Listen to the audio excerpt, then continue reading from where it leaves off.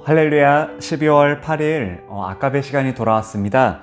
오늘은 전도서 6장 1절부터 12절까지의 말씀, 알 수 없는 인생이라는 제목으로 함께 말씀을 나누도록 하겠습니다. 오늘 우리가 함께 읽은 이 전도서 6장은요, 뿌린 대로 거둔다라는 원리로는 설명할 수 없는 일들이 이 세상에 있다라는 것을 소개하고 있습니다.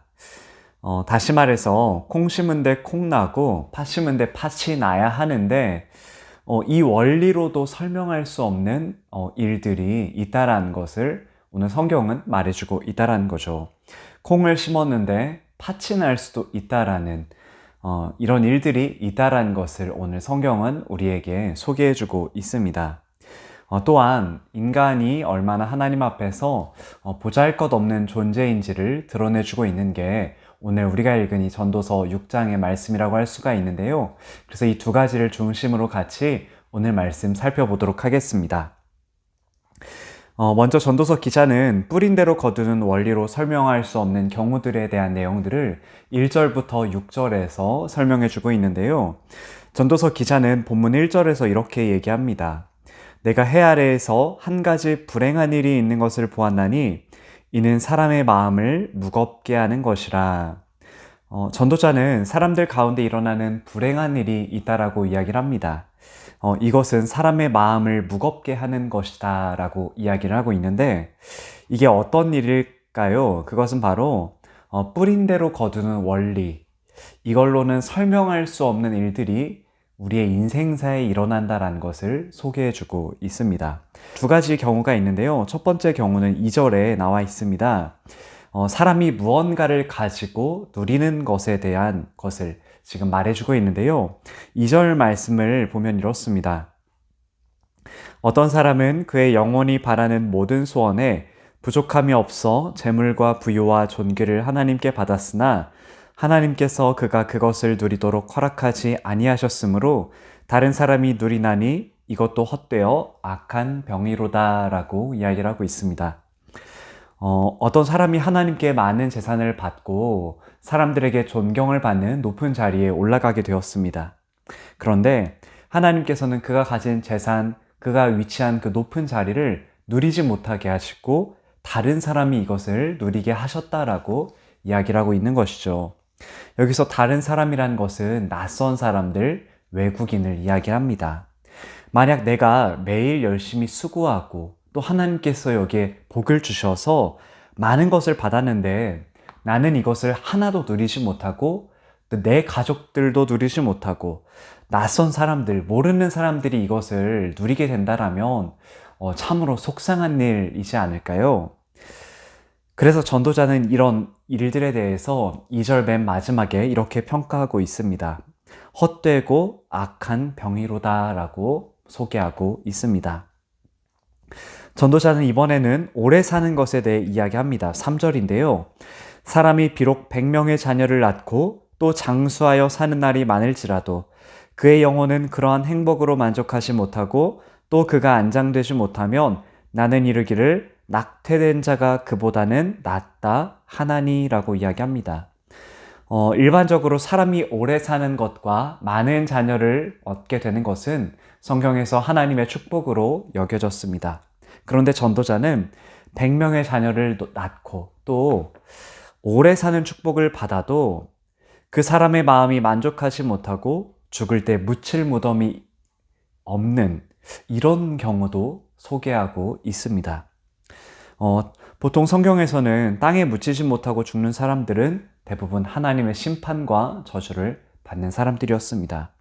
그래서 전도자는 이런 사람보다는 차라리 어머니의 뱃속에서 죽는 자, 낙태된 자가 낫다라고 소개하고 있습니다. 그러면서 이 어머니의 뱃속에서 죽은 자가 차라리 앞에 이전에 나왔던 그 하나님의 축복을 받은 사람들보다 차라리 낫다라는 것을 이야기를 하고 있습니다.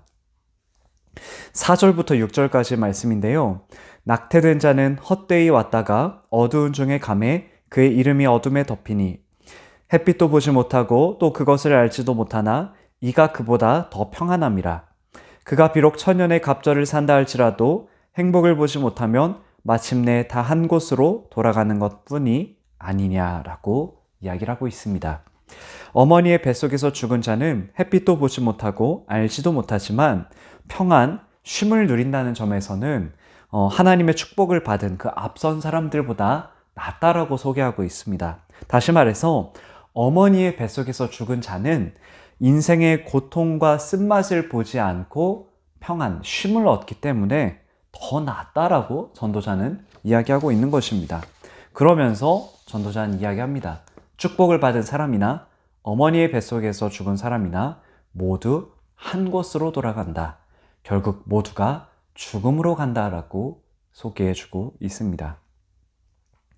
그리고 이제 전도자는 인간의 보잘것없음에 대해서 7절부터 12절 말씀에서 이야기하고 있습니다. 성경은 사람이라는 존재에 대해서 7절에서 이렇게 얘기합니다. 사람의 수고는 다 자기의 입을 위함이나 그 식욕은 채울 수 없느니라. 사람이 열심히 일하고 애쓴 것은 자기의 입을 위함이라고 이야기합니다. 아침부터 저녁까지 세 끼를 먹지만 다음 날이 되면 또 배고파하는 것이 사람이라는 것이지요. 사람은 그저 먹고 살기 위해 살아가는 존재다라고 오늘 성경은 말해주고 있습니다. 그러면서 전도자는 8절에서 지혜자가 어리석은 사람보다 나은 것이 무엇이냐라고 이야기를 합니다.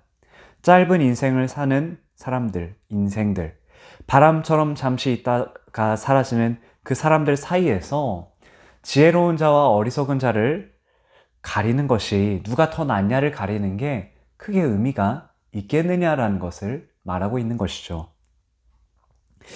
우리는 오늘날 최첨단 시대를 살아간다라고 말하면서 사람의 지식을 자랑합니다. 알 수 없던 미지의 세계를 발견하고 탐험합니다. 오늘날도 그렇죠. 그러나 하나님의 시각에서 볼 때 이 모든 것들은 과거에 이미 존재하는 것들이었습니다. 인간은 그저 이미 있던 것을 발견해낸 것뿐이었습니다. 그래서 본문 10절은 이렇게 이야기하고 있는 것입니다. 이미 있는 것은 무엇이든지 오래전부터 그의 이름이 이미 불린 바 되었으며 사람이 무엇인지도 이미 안 바 되었나니 자기보다 강한 자와는 능히 다툴 수 없느니라 라고 이야기를 하고 있습니다. 아무리 사람들이 자신이 가진 것들을 자랑하고 뽐내지만 그러나 사람은 자기보다 강한 자인 하나님과는 비할 수 없는 존재다라는 것을 말해주고 있는 것입니다. 그리고 12절에서도 전도서 기자는 계속해서 인간의 보잘것없음을 이야기합니다. 헛된 생명의 모든 날을 그림자같이 보내는 일평생에 사람에게 무엇이 낙인지를 누가 알며 그 후에 해 아래에서 무슨 일이 있을 것을 누가 능히 그에게 고하리오라고 이야기하고 있습니다.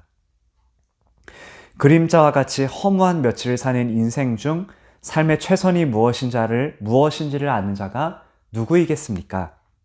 사람이 죽은 후 해 아래에서 무엇이 일어날지 과연 누가 그에게 말해줄 수 있겠습니까?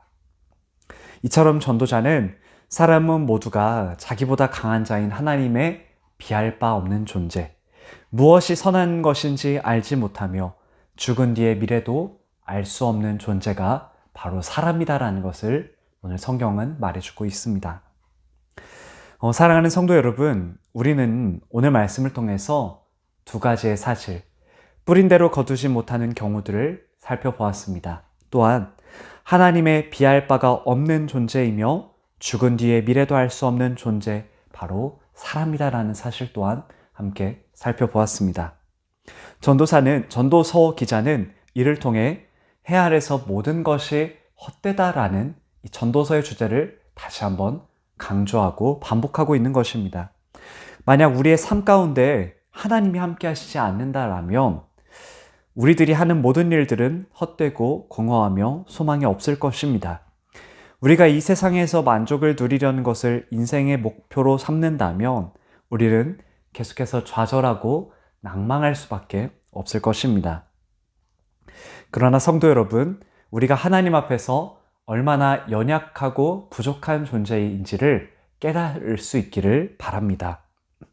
내가 하나님 앞에서 얼마나 한계가 있는 존재인지를 깨닫는 은혜가 이 아까베를 시청하는 성도님들 가운데 있기를 소망합니다.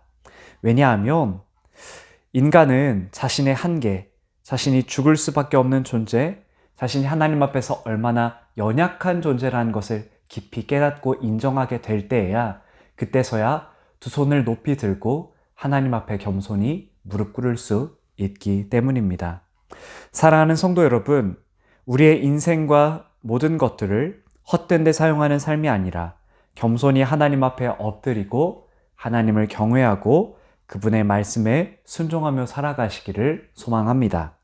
우리들은 연약하고 유한한 존재라는 사실, 이 세상에는 우리의 머리로는 이해하지 못하는 수많은 것들이 있다는 것을 겸손히 인정할 수 있기를 바랍니다.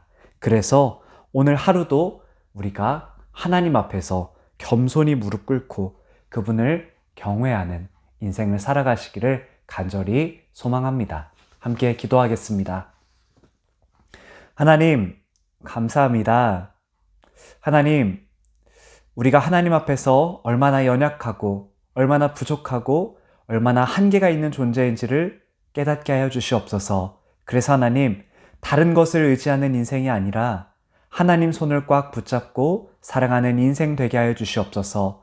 나의 두 손을 높이 하나님께 들고 하나님 앞에 겸손히 무릎 꿇는 인생 되게 하여 주시옵소서. 그래서 평생의 삶이 하나님을 경외하며 하나님의 말씀에 온전히 순종하며 하나님의 말씀대로 살아가는 복된 인생들로 우리가 살아갈 수 있도록 주님 붙잡아 주시옵소서. 감사합니다. 예수님의 이름으로 기도합니다. 아멘. 오늘 하루도 주님 안에서 승리하시기를 간절히 소망합니다. 감사합니다.